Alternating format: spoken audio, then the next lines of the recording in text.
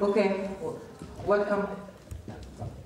And thank you again for the AUB for hosting this conference, but of course, and the Art History Department and many of the faculty who are here.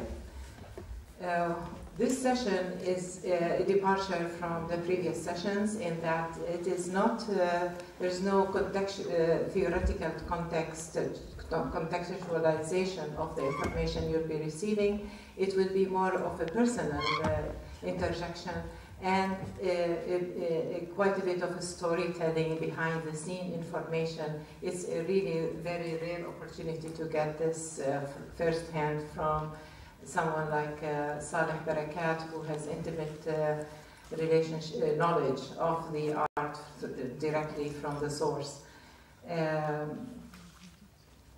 Someone drew my attention this morning that what about the Palestinian narrative? Where is it in this conference? So I wanted to share with you something very personal which came to the fore for me, particularly that I graduated from this campus in 1972. So I did arrive in Beirut in '66. A young Palestinian coming from Jerusalem, had absolutely no notion what to expect. This for me was sort of the beginning of a rupture of my past, but once the 1967 war came, it was a true trauma for me as a Palestinian. And as I said, my interest, I've always been interested in art, but I didn't know exactly what art I was interested in. I didn't know much about art in Palestine, particularly in Jerusalem. The access to modern art at that period was limited, at least in my circles. And I knew two artists by chance because they were family friends, Sophie Halabi and Zalatimo. But so very limited figurative landscape art was exhibited anyway, and we didn't have galleries in Jerusalem to visit. So when I came to Lebanon, I wanted to see what I heard there are Palestinians in refugee camps. That was new to me as well. I was 17 years old. So I wanted to go to these refugee camps and find out what they're doing in the arts, if there were any beyond the Palestinian embroidery. And that's where I started meeting the young, at that time, young Palestinian artists. Then we were hit by 1967 and everything changed. That was a big trauma for me as a young Palestinian living in Beirut. First, there were two things I had to face. My identity as a Palestinian. The first instinct I had was to show to the Lebanese that we also have art. We also have modern art. The Palestinians do produce art. So that was my first instinct as a young student here. The other was to identify where these artists were, and I was lucky to know Jouman al-Husseini, and I missed many classes on this campus, I have to admit, spending time with Joumana, eventually spending enough time with Ismail Shamoud that he ended painting a portrait of me. I was quite a constant visitor to him and to the refugee camp, where a group of us from the AUB developed a program to reach out to the refugees in the camps of Beirut, particularly Talizater camp. And that was right after 1967. Actually, in the same building in 1968 in West Hall, we put together as students a small exhibit for Palestinian on Palestine. So it included many posters. And we realized how the posters were very popular on campus, and a group of us, I was at that time voted as the General Secretary of the Palestinian Union, of the Student Palestinian Union, so we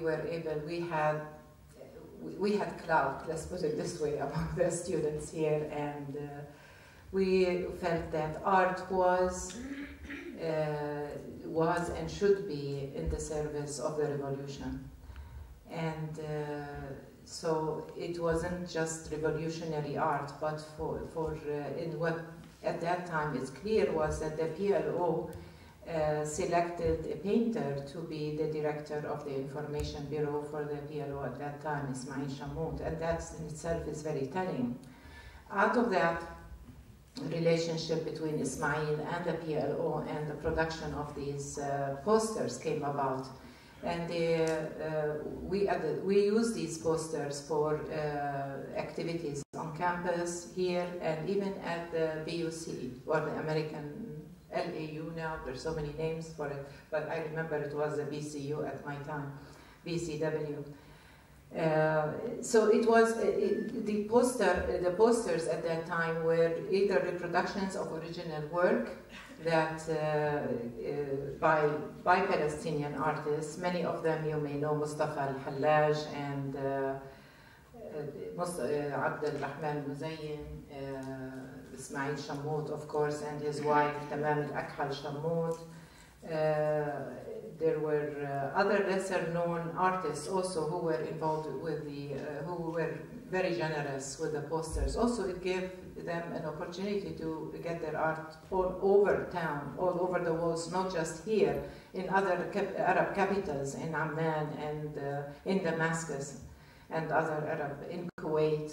So these posters actually became viral, sort of, at that time. And they were our social media in many ways. And of course, many of you would be familiar by now with the poster project you could refer to on the website. It was a huge collection of posters since the early 50s even. So out of the, we found that the posters were, but at one point we didn't have the funding to continue producing these posters because as students we took on a project of producing posters for the student activities of the Palestinian Student Union. And at the same time the PLO was producing posters, then the different political parties were producing their own posters, all based on Palestinian art, the Popular Front for the Liberation of Palestine and other parties.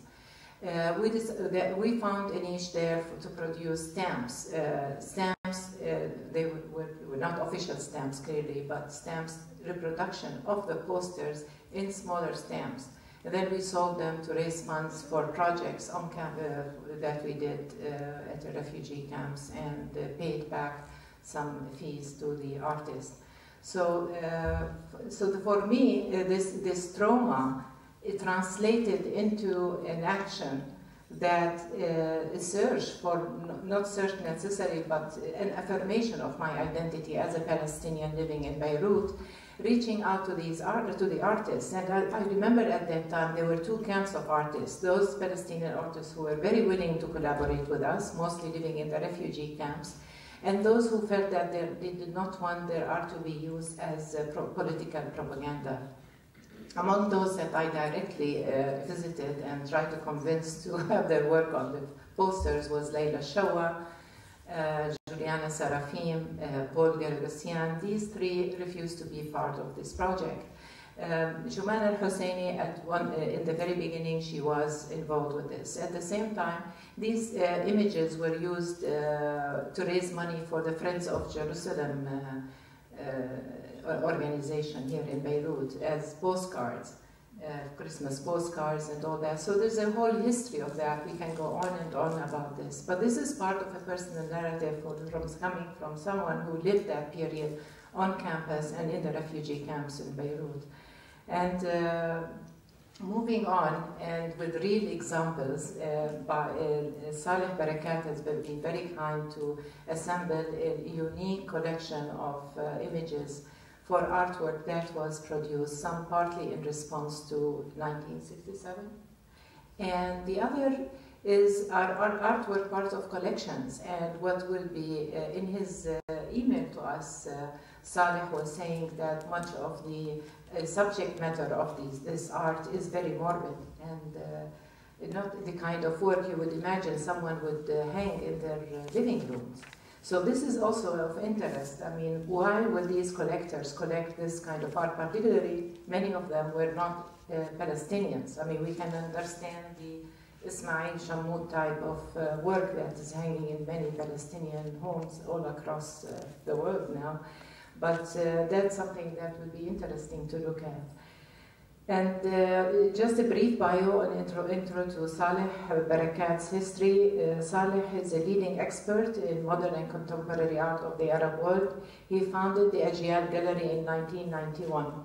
He also helped build several major collections of Arab art across the Arab world and beyond. And he is both a gallery owner and director as well as a curator. He curated several exhibitions, notably the 52nd Venice Biennale exhibition pavilion for the Lebanon, and several others as well, including the painting in times of war, which I thought was very relevant for today. I hope you have images from that period of 1975 to 1991.